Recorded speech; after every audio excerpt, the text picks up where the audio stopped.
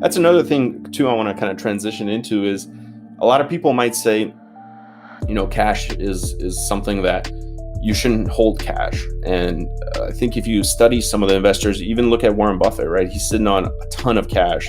I get it. He's worth billions, and to be sitting on $12 billion of cash is not a lot, and someone who might be worth, 80, 90 billion. But when you think about it, really having that cash on the sidelines is a great strategy for people to invest in individual stocks, because that's how you're going to kind of have that performance, is when you can buy them on sale. And kind of the longer I've invested, the more I've kind of relied on holding a little bit of cash. I still believe dollar cost averaging into the market is the way to go, or even, that whole saying of time in the market versus timing the market, right? But I think if you have a lump sum amount of cash and you can deploy it at even you can dollar cost that, like I did in M1 Finance, right? The market started crashing in end of February. I was actually on vacation in Cabo. I was at the airport. I landed at the airport, and of course, the first thing I want to do is check my phone, see how my stocks are doing. And there's like a 5% dip, and I'm like, oh, what's going on? And I decided to, deploy $500. Next day, I'm, having a nice little tropical drink on the beach. See another big dip. Now it's down 10%. Here's another $500, and I kept doing that pretty much throughout the entire crash, putting in these lump sums.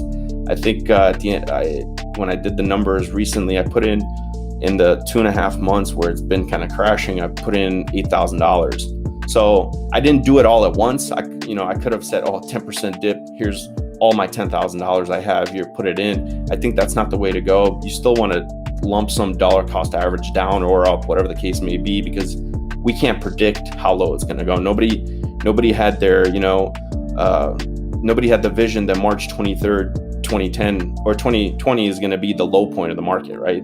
But if you deposited on February 28th, March 7th, March 20th, March 30th, guess what? You kind of bought all the way down, and you might have bought a little bit on the way up too, but you kind of got in the best of both worlds there. And I think that's important too. Even if you have a lump sum, spread it out and keep holding on to cash. Don't worry that it's losing its value. Try to keep cash in an account where at least it's keeping up with inflation. I know that's hard to do some days, especially today, but keep your cash somewhere where it's at least protected, it's keeping up with inflation, and have it ready to deploy at a moment's notice. Yeah, I like it. I'm a similar situation as you in terms of my mindset on cash has changed recently. So I probably deployed my cash.